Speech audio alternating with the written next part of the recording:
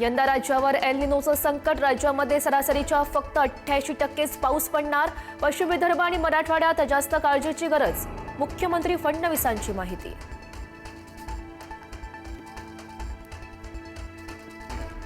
30 जून पूर्वी शेतकरी कर्जमाफी करणार. शेतकऱ्यांना पीक कर्ज मिळण्यात कोणतीही अडचण येणार नाही.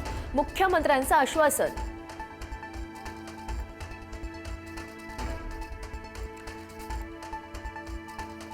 सरकारचं शिष्टमंडळ आज मनोज जरांगेंची भेट घेणार. जरांगेंच्या उपोषणाच्या इशाऱ्यानंतर शिष्टमंडळ आज अंतरवालीला जाणार. आमदार प्रसाद लाड घेणार जरांगेंची भेट.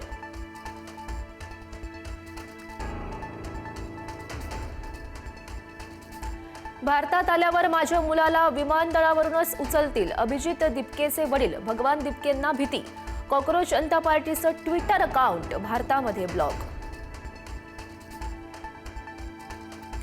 शरद पवार यांच्या राष्ट्रवादीचे प्रवक्ते विकास लवांडेंना अटक. वाघोली पोलीस स्टेशनमधील खोट्या केसमध्ये फसवल्याचा लवांडेंचा आरोप.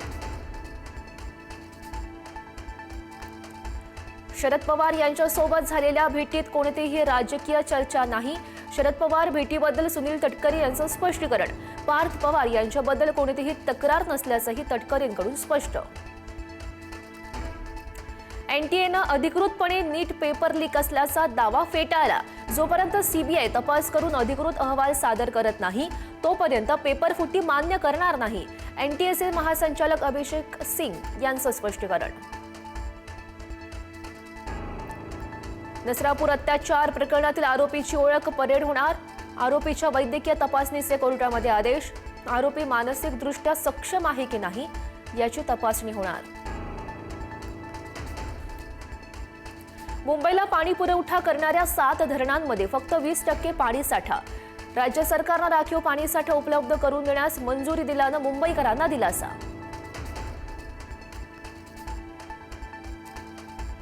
सर्वसामान्य मुंबईकरांचा वडापाव महागला. 18 ते 20 रुपयांना मिळणारा वडापाव 25 ते 35 रुपयांवर पोहोचला.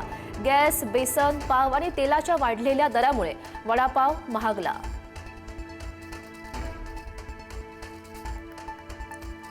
वर्सोवा जुहू लिंक रोडवर बसचा थरार. बसची अनेक गाड्यांना धडक. बसचा अचानक ताबा सुटल्याचा प्रत्यक्षदर्शींचा दावा. सुदैवानं जीवितहानी टळली.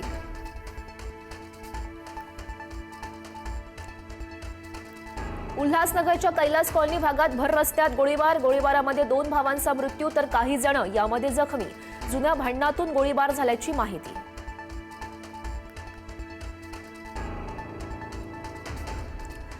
ठाण्याच्या गावदेवी मार्केटमध्ये लागलेल्या आगीची उपमुख्यमंत्री एकनाथ शिंदे यांच्याकडून पाहणी.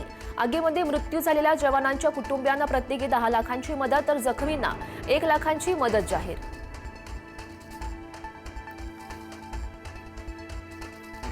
पीओकेमध्ये दहशतवादी हमजा बुरहानची हत्या. हमजा बुरहान पुलवामा हल्ल्याचा मुख्य सूत्रधार. अज्ञात हल्लेखोरांनी हमजा बुरहानवर गोळ्या झाडल्या.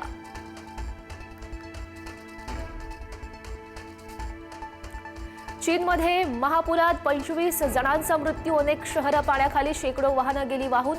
महापुरामुळे चीनमधील अनेक शहरांमध्ये रेड अलर्ट जारी.